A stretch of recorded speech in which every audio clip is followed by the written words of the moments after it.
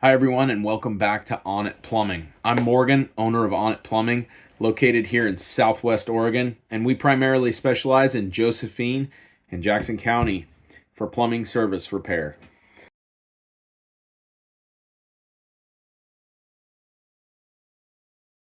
Today, I wanted to go over some seasonal plumbing issues that we run into very frequently here in Southwest Oregon that might be able to save you a plumber service call or at least some headache or possibly even water damage on your house and your investment. We are getting into late October, about November, when temperatures start to change and freezing starts to happen. And we live in a weird state where it's not real severe. It's fairly mild actually. And usually we can get away with kind of not doing proper winterization and make it through the season. But the catch is every other year, every 2 or 3 years, it does get cold enough to really cause some damage. So here's just some basic things that you should be looking at right now. If you live in Grants Pass, Medford, or the surrounding areas, these are some things you should probably try to do in the next week or two. And one of those is frost-free hose bibs, which any house that's newer than say I'd say 1990 should have a frost-free hose bib. And for that matter, even if you've got the old hose bibs, the old standard ones, I'll try to throw a couple pictures on the screen here. But if you have a frost-free, you want to disconnect a garden hose or any attachments off of that spigot, because if you leave it on, it won't properly drain out and it'll cause that pipe, that faucet, to possibly freeze, and the copper tube that goes off in the wall that's supposed to be dry is actually holding water, which will expand if frozen and break it. And then it'll actually, I've seen them cause a lot of water damage. People turn it on the next year and it floods the place out. And they didn't even know it happened because it was during the winter, and it's only going to leak when that faucet's on. So keep that one in mind. If you have the old style faucets, I do recommend putting on those insulating covers that just kind of they little loop goes onto the handle and you tighten it on. It keeps them insulated, keeps them from freezing. Make sure that your well house has at least it's well insulated. If it's not, wrap it up, get it insulated so you don't have any issues with your pressure tank, your piping that's exposed. And ideally, you want to have either a freezing device, a device that knows when it gets cold enough, it'll kick on a heat lamp, something to keep it warm. Or if it's well insulated, just put like a nice light bulb in there to keep it warm enough to where it doesn't freeze. If you've got any live like PVC pipes that are exposed, try to get those wrapped up. And if you got an irrigation system, try to properly drain that out. Any kind of piping that's just exposed, you want to get that drained out this time of year, because we do catch a lot of people that they just forget to winterize their property or their house. And by doing that, they're risking getting a plumbing issue, and it could become an emergency. And then the problem is when we get one freeze call, we get a dozen, and it's hard to get a plumber out on time. So it's always easier to be proactive.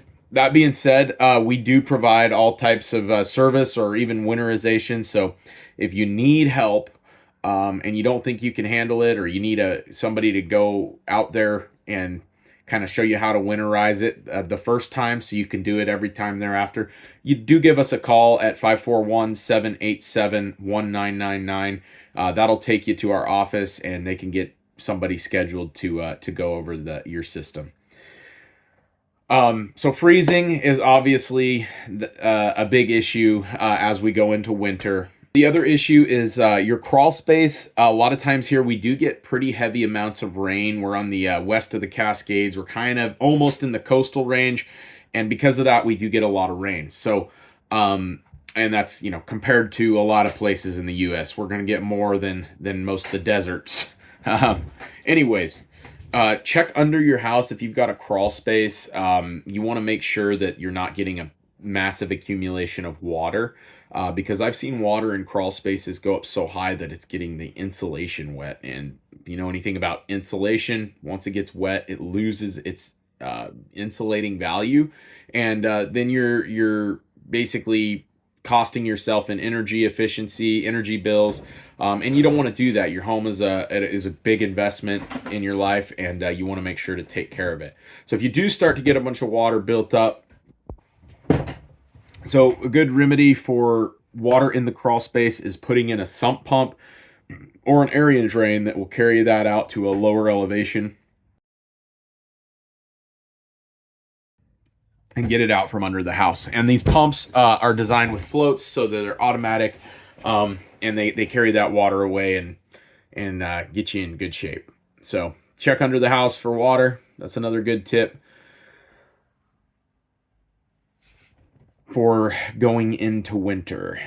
If you do have a place that is going to be vacant, going to be basically out of commission for the winter, I do recommend shutting off the water to the house, and then you want to drain, shut the power off to your water heater and basically winterize it. Again, we could help with that, but you do want to use basically an antifreeze to put in the toilet tanks and bowls so that they don't freeze and split if the house is going to be, left without heat.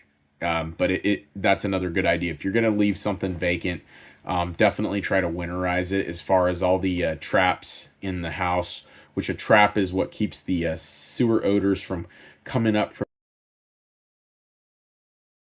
the city or the septic and getting out into the air. Speaking about septic, that is another thing that you want to keep in mind. If you live, a lot of houses here in Southern Oregon are on septic systems, and if you are on one, if you have a full family, you're wanting to pump that tank every 4 or 5 years. And if you let it go too long, winter time is a common time to see issues with those systems because you're getting an excess of rainwater and groundwater, and that can cause those tanks to overfill if the drain field's not working properly. So I do know a lot of good companies that work on pumping septic tanks. So you can always reach out to us. We can put you in touch with someone who can get that tank cleaned out. And then if there's any other issues with that, we can run our cameras down. We can locate your septic tank.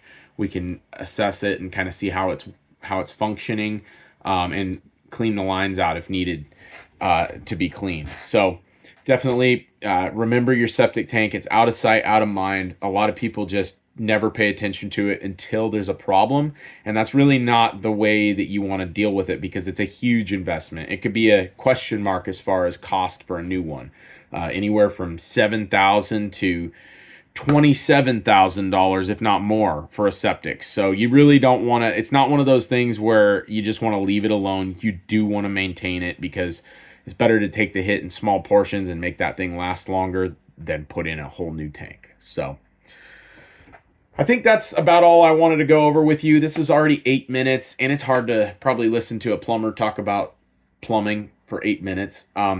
Save us in your contacts for a plumber. Onnit Plumbing, Southern Oregon, 541-787-1999.